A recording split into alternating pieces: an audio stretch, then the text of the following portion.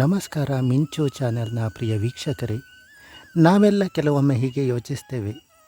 ದೇವರನ್ನು ನಂಬಿ ಯಾವ ಪ್ರಯೋಜನ ಆಗಲಿಲ್ಲ, ನಮ್ಮ ಯಾವ ಕಷ್ಟಗಳಿಗೂ ದೇವರ ಸಹಾಯ ಸಿಕ್ಕಲಿಲ್ಲ, ದೇವರ ಕುರಿತು ನಂಬಿಕೆ ಇಟ್ಟುಕೊಂಡದ್ದು ವೇಸ್ಟ್ ಆಯಿತು, ಹೀಗೆ ಅನೇಕ ರೀತಿಯಲ್ಲೂ ಯೋಚಿಸ್ತೇವೆ.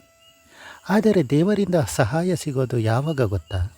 ಉದ್ಯಮಂ ಸಾಹಸಂ ಧೈರ್ಯಂ ಬುದ್ಧಿ ಶಕ್ತಿ ಪರಾಕ್ರಮ ಷಡತೆ ಯತ್ರ ವರ್ತಂತೆ ತತ್ರ ದೇವಃ ಸಹಾಯಕೃತ್. ಉದ್ಯಮ, ಸಾಹಸ, ಧೈರ್ಯ, ಬುದ್ಧಿ, ಶಕ್ತಿ, ಪರಾಕ್ರಮ ಈ 6 ಇದ್ದಾಗ ಮಾತ್ರ 7ನೆಯ ಶಕ್ತಿಯಾಗಿ ದೇವರು ಒದಗಿ ಬರ್ತಾರೆ. ಅಥವಾ ನಮ್ಮ 6 ಪ್ರಯತ್ನಗಳ ನಂತರ ದೇವರ ಸಹಾಯ ಸಿಗುತ್ತದೆ. ನಾವು ಯಾವುದೇ ಪ್ರಯತ್ನವನ್ನು ಮಾಡದೆ ದೇವರು ಸಹಾಯ ಮಾಡಬೇಕೆಂದು ನಿರೀಕ್ಷಿಸುವುದು ತಪ್ಪಲ್ಲವೇ? ಮನುಷ್ಯನೇ ಆಗಲಿ ಅಥವಾ ಯಾವುದೇ ಜೀವಿಗಳಾಗಲಿ, ಅದಕ್ಕೆ ಜೀವ ಸ್ವಾತಂತ್ರ್ಯ ಅನ್ನುವುದಿದೆ, ವ್ಯಕ್ತಿ ಸ್ವಾತಂತ್ರ್ಯ ಅನ್ನುವುದಿದೆ. ಆ ಜೀವ ಸ್ವಾತಂತ್ರ್ಯದಲ್ಲಿ ಮಾಡಬೇಕಾದ ಕರ್ತವ್ಯ ಕೆಲಸಗಳನ್ನು ಮಾಡಲೇಬೇಕು. ಎಲ್ಲವನ್ನೂ ದೇವರೇ ಮಾಡಬೇಕೆಂದು ನಿರೀಕ್ಷೆ ಮಾಡುವುದಲ್ಲ. ಈ ಕರ್ತವ್ಯಗಳಲ್ಲೇ ಪಾಪ, ಪುಣ್ಯ ಮುಂತಾದ ಅನೇಕ ವಿಷಯಗಳು ಅಡಗಿವೆ. ಈ ಜೀವ ಸ್ವಾತಂತ್ರ್ಯದಿಂದಲೇ ನಾನು ಏನೇ ಮಾಡಿದರೂ ಅದು ದೇವರು ಮಾಡಿಸಿದ್ದು ಅಂತ ಹೇಳಲಿಕ್ಕೆ ಆಗುವುದಿಲ್ಲ. ನಾನು ಮಾಡುವ ಪಾಪ, ಪುಣ್ಯ ಮುಂತಾದ ಕೆಲಸಗಳಿಗೂ ನಾವೇ ಹೊಣೆ ಆಗುತ್ತೇವೆ. ಅದಕ್ಕೆ ಹೇಳುವುದು ಜೀವ ಸ್ವಾತಂತ್ರ್ಯ ಅಂತ. ಈಗ ಸಹಜವಾಗಿ ಒಂದು ಪ್ರಶ್ನೆ ಮೂಡುತ್ತದೆ, ಈ 6 ಪ್ರಯತ್ನಗಳನ್ನು ನಾವೇ ಮಾಡುವುದಾದರೆ ದೇವರನ್ನು ಯಾಕೆ ನಂಬಬೇಕು? ಅದಕ್ಕೆ ಉತ್ತರವೂ ಇಲ್ಲಿಯೇ ಇದೆ.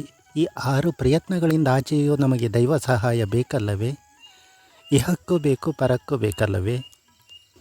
ಇದನ್ನು ಇನ್ನೂ ಸುಲಭವಾಗಿ ಹೇಳಬೇಕೆಂದರೆ, ನಾವೊಂದು ಗಿಡವನ್ನು ನೆಡುತ್ತೇವೆ, ಅದು ನಮ್ಮ ಪ್ರಯತ್ನ. ಗಿಡಗಳಿಗೆ ನೀರನ್ನು ಎರೆಯುತ್ತೇವೆ, ಗೊಬ್ಬರವನ್ನು ಹಾಕುತ್ತೇವೆ, ಇದೆಲ್ಲವೂ ನಮ್ಮ ಪ್ರಯತ್ನ. ಆದರೆ ಆ ಗಿಡ ಬೆಳೆದು ಮರವಾಗಿ ಕಾಲ ಋತುಗಳಿಗೆ ಹೊಂದಿಕೆಯಾಗಿ ಯಾವುದೇ ಬಿರುಗಾಳಿಗೂ ಸಿಲುಕದೆ ಫಲ ಕೊಡಬೇಕೆಂದರೆ ಅದು ದೈವ ಇಚ್ಛೆ. ಉತ್ತಮ ಹಾದಿಯಲ್ಲಿ ನಮ್ಮ ಪ್ರಯತ್ನ ನಿರಂತರವಾಗಿರಲಿ, ಅದಕ್ಕೆ ದೈವಾನುಗ್ರಹವಿರಲಿ. ಪ್ರಿಯ ವೀಕ್ಷಕರೇ, ನಾಳೆ ಮತ್ತೊಂದು ಹೊಸ ವಿಷಯದೊಂದಿಗೆ ಬರುತ್ತೇನೆ. ಮಿಂಚು ಚಾನಲ್ ನೋಡುಗರೆಲ್ಲರಿಗೂ ಶುಭರಾತ್ರಿ, ಸಿಹಿ ಕನಸುಗಳು ನಿಮ್ಮದಾಗಲಿ. ನೀವಿನ್ನೂ ನಮ್ಮ ಮಿಂಚು ಚಾನಲ್ ಸಬ್ಸ್ಕ್ರೈಬ್ ಮಾಡಿಕೊಳ್ಳದಿದ್ದರೆ ಸಬ್ಸ್ಕ್ರೈಬ್ ಮಾಡಿಕೊಳ್ಳಿ, ಹಾಗೂ ನಮ್ಮ ಫೇಸ್ಬುಕ್ ಪೇಜ್ ಫಾಲೋ ಮಾಡಿ.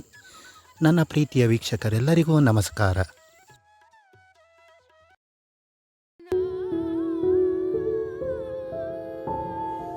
you